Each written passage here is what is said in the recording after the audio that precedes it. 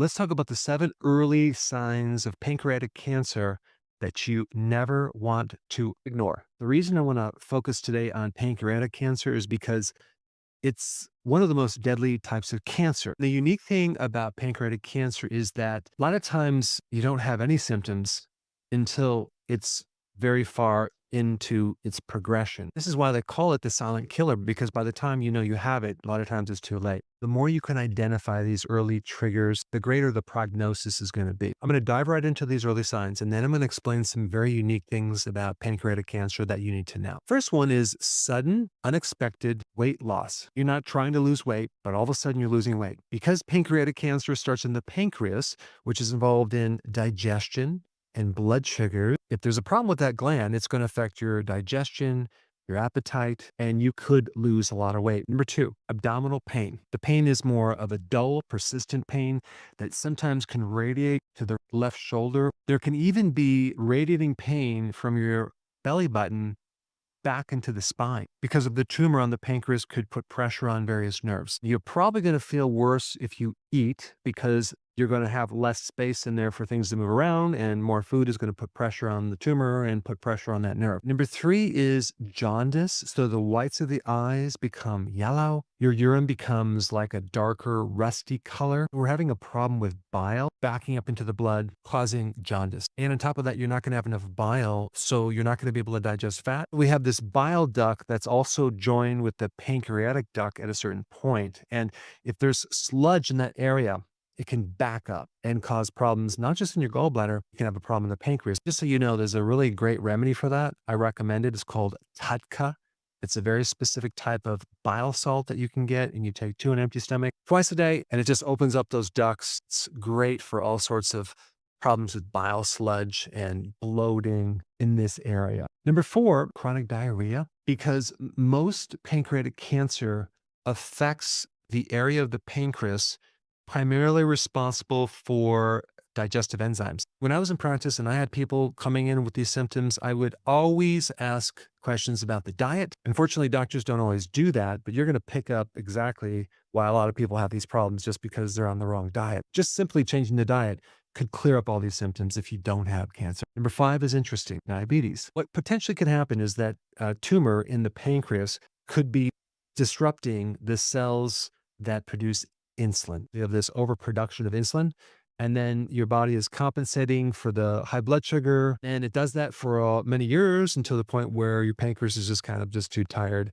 and it stops producing insulin. Now you can't regulate the sugar. You can't suppress the blood sugar. So your blood glucose goes higher, and that's diabetes. Number 6, you feel full really quickly when you eat just a little bit of food. This symptom can definitely come because you're obviously eating the wrong food and you're getting bloating really quick. If you have pancreatic cancer, that could be one of them as well. Number 7, persistent fatigue. Of course, there's a million different reasons why you could be tired. A lot of people just consider fatigue normal. And so they just kind of just live with it, or they might drink some more caffeine. Usually with pancreatic cancer, you have this overwhelming, persistent fatigue that's just, it's way more than it should be. It just doesn't improve with getting more sleep. Let's talk about some uniquenesses with pancreatic cancer. One thing you don't want to do if you have pancreatic cancer is consume sugar. There's data to show that this type of cancer has some bacteria inside of it. And so now they're experimenting with the microbiome to see if there's some type of improvement you can make in the microbiome to potentially change this cancer. That's kind of an ongoing research project right now. Also, the problem with this type of cancer is the outside of the tumor is super thick and dense. That's also going to make the inside of it like completely without oxygen. And anytime you have a lack of oxygen, that triggers the cancer to spread more. The other unique thing about this cancer is it's very aggressive. The most important thing that a person should do if they're diagnosed with this type of cancer is immediately start doing prolonged fasting. Periodic prolonged fasting is a very safe, effective way because as you're fasting, you're starving off the cancer of resources. You see, the cancer not only needs fuel, but it also needs a membrane.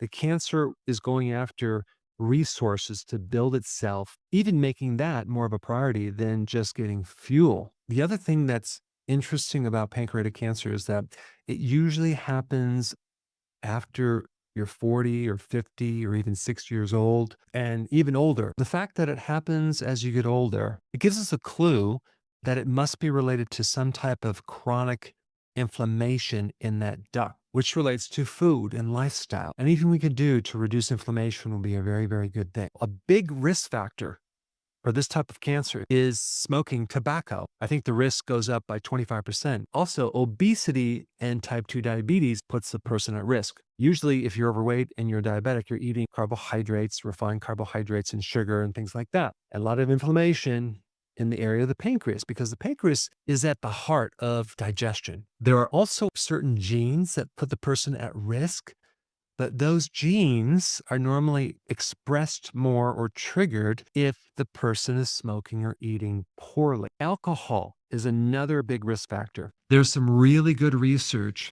on vitamin D in cancer in general. Vitamin D does several things related to cancer. It can help to shrink cancer. Number two, it can help increase our immune system's ability to fight cancer. If you have cancer, you want to keep your blood level of vitamin D pretty high. Personally, I would keep mine over 100, maybe up to 150 nanograms per milliliter. But the most important thing is avoiding cancer.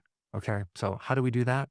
Well, getting enough sleep, reducing your stress, exercise, intermittent fasting, because it gives the pancreas a chance to rest. Someone's eating 3 meals or even 6 meals a day. You're just hitting that pancreas over and over and over with just repetitive stress. And if you're on top of that eating the wrong foods and creating this chronic inflammation, not good. There's a handful of really good remedies that have very specific targeting effects over cancer. And I'm not recommending taking all of these, but I just want to mention them. Cruciferous vegetables, green tea. Another one is allicin, that's in garlic. But the big one is berberine. Berberine can help mimic certain effects of metformin. And also metformin has been found to help reduce risk of cancer. And I will put the documentation down below so you can do your own research. This video was about identifying early warning signs against pancreatic cancer. You know, I live on a farm and all day long, I'm identifying early signs of problems on the farm. Just yesterday, I'm looking in the air and I'm seeing these very large birds flying around in a circle like hawks. I could ignore that or maybe just think, oh, well, they're probably just having fun going around a circle, or they could be targeting something. So I walked over there. Sure enough, there was a baby sheep, very tiny, that was just delivered, stuck in a pricker bush. The mother can't get to it. Of course, I freed up the little baby and the mother took this baby into the woods and birds went away. The moral of the story is you don't want to ignore certain signs or symptoms that your body is trying to let you know there's a problem. But then again, don't be paranoid about these symptoms. I've done a lot of videos on symptoms and talking about the most common reason for symptoms. And that's probably the best thing to go after first. But if it doesn't resolve, you can start looking deeper. Thanks for watching, and I will see you in the next video.